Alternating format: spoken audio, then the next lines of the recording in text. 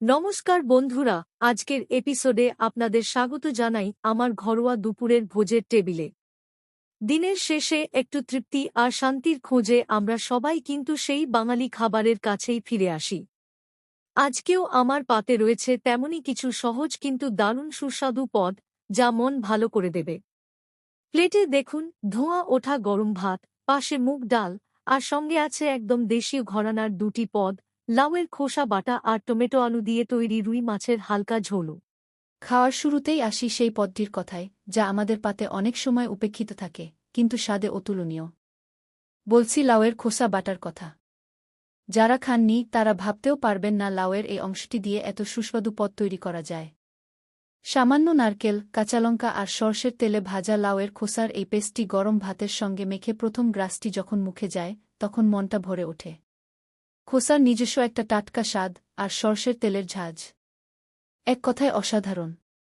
এটি বাঙালির এক পুরনো ঐতিহ্যবাহী রেসিপি, যা আমাদের খাদ্য তালিকায় জিরো ওয়েস্ট ভাবনাকেও তুলে ধরে।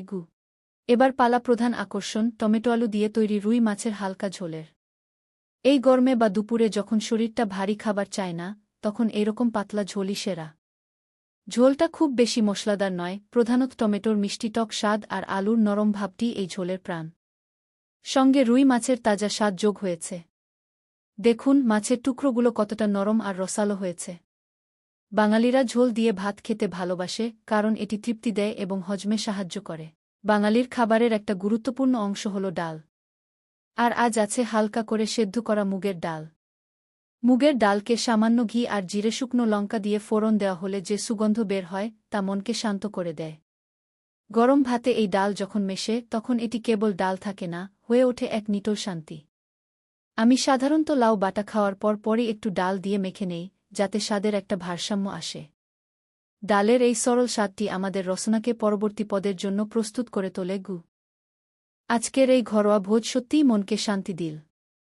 লাউয়ের বাটা থেকে শুরু করে মুগের ডাল আর শেষে রুই মাছের ঝোল, সব মিলিয়ে এটি ছিল এক পরিপূর্ণ বাঙালি থালি। আশা করি আমার এই দুপুরের খাবারের অভিজ্ঞতা আপনাদের ভালো লেগেছে। আপনার পাতে আজকের প্রিয় পদ কোনটি ছিল, তা কমেন্ট করে জানাতে ভুলবেন না। পরের এপিসোডে আবার নতুন কোনো স্বাদের গল্প নিয়ে হাজির হব। ততক্ষণ ভালো খান, সুস্থ থাকুন। ধন্যবাদ।